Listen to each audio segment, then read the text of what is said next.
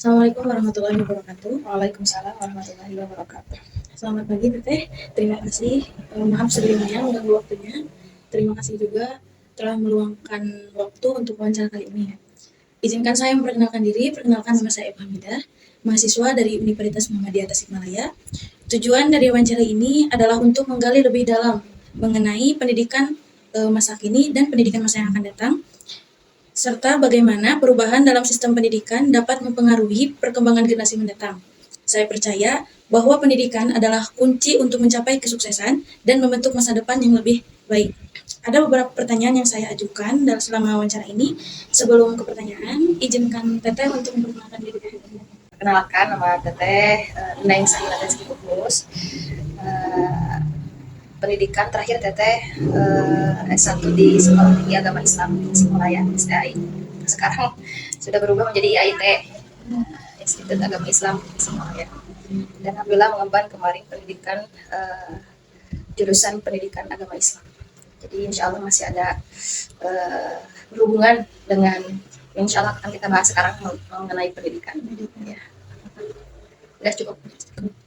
Baik, untuk pertanyaan yang pertama, menurut Teteh, apa tantangan terbesar yang dihadapi pendidikan saat ini? Ya baik, untuk tantangan pendidikan pada saat ini itu terbagi menjadi dua tantangan. Yang pertama ada tantangan internal, dan yang kedua ada tantangan eksternal. Apa saja tantangan internal pendidikan pada saat ini? Di antaranya yang pertama yaitu kualitas guru.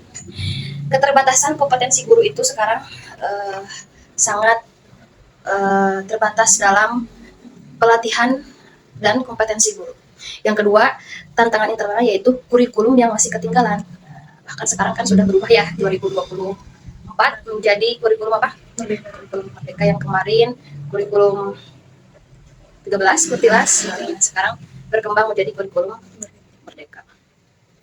Itu yang kedua, tantangan internal. Yang ketiga itu sarana dan prasarana yang masih minim, keterbatasan dalam infrastruktur pendidikan.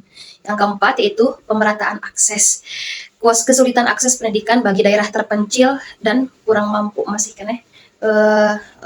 terbatas dalam akses. Yang kelima, kedisiplinan dan motivasi. Itu kurangnya disiplin dan motivasi belajar siswa. Itu mungkin tantangan internal. Yang kedua, ada tantangan eksternal.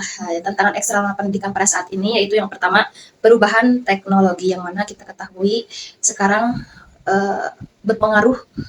sangat berpengaruh teknologi terhadap metode pembelajaran.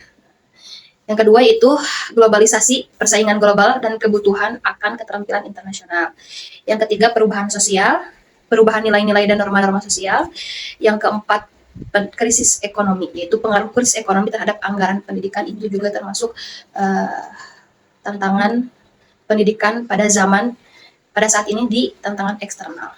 Kemudian, apa saja yang harus kita lakukan untuk mengatasi tantangan-tantangan tersebut, baik internal ataupun eksternal yang tadi disebutkan, yaitu yang pertama harus adanya kerjasama antar pemerintah, sekolah, guru, dan masyarakat. Itu yang harus kita atasi. Yang kedua yaitu pengembangan kurikulum yang relevan dan fleksibel, yang harus relevan dengan pembelajaran pada saat ini. Yang ketiga, peningkatan kualitas guru dan staf pendidikan, itu juga sangat penting untuk mengatasi pendidikan pada saat ini. Yang keempat, penggunaan teknologi pendidikan yang efektif. Dan yang terakhir, peningkatan aksesibilitas dan kualitas pendidikan. Itu mungkin tantangan pendidikan pada saat ini. Lanjut ke pertanyaan yang kedua. Bagaimana Teteh melihat peran teknologi dalam pendidikan di masa depan? Sangat penting ya, apalagi sekarang kan ada yang namanya AI ya. Dari mulai suara, bahkan bukan suara rakyat saja, bahkan suara pemimpin-pemimpin dunia juga bisa dimanipulasi, bisa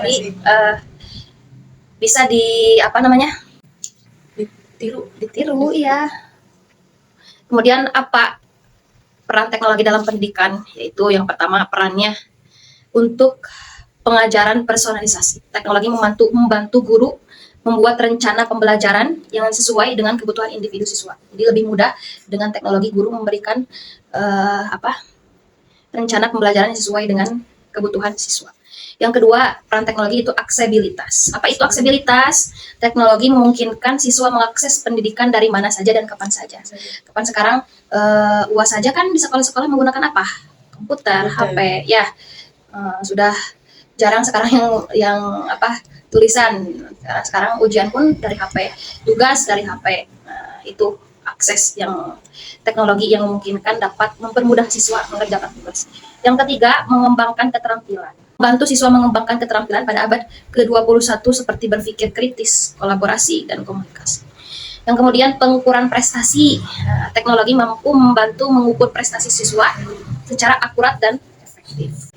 Untuk pertanyaan selanjutnya, apa langkah-langkah yang perlu diambil untuk meningkatkan kualitas pendidikan di Indonesia? Ya, mungkin yang pertama kembali lagi ada hubungannya sama pertanyaan yang tadi yang pertama.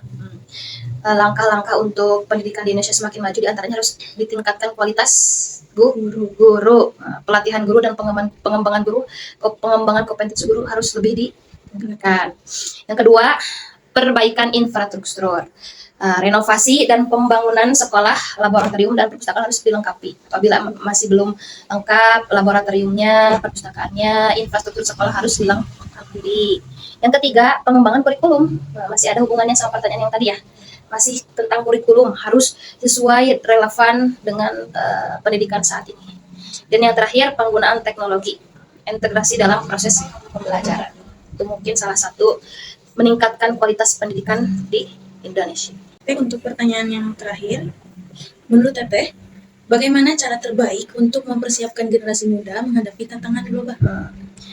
Yang pertama, harus mulai dari dirinya sendiri. Siswa tersebut harus memiliki keterampilan hidup, bagaimana harus mempunyai keterampilan soft skill. Apa itu soft skill? Jadi siswa mampu mempunyai kepercayaan diri yang tinggi, daya saing yang tinggi, kemudian yang terutama mempunyai akhlakul karimah. Kemudian yaitu pendidikan dan pengembangan. Satu, pendidikan berbasis kompetensi, fokus pada keterampilan abad ke-21 seperti berpikir kritis yang tadi ya, soft skill, berkolaborasi, dan komunikasi. Itu yang harus disiapkan generasi muda untuk tantangan di era global. Yang kedua, pengajaran STM, yaitu sains, teknologi, teknik, dan matematika. Yang ketiga, pengembangan bahasa Inggris dan bahasa lainnya. Yang terakhir, pendidikan karakter dan nilai-nilai normal. Itu yang tadi akhlakul karimah. Itu yang merupakan yang harus disiapkan oleh generasi muda untuk menghadapi tantangan.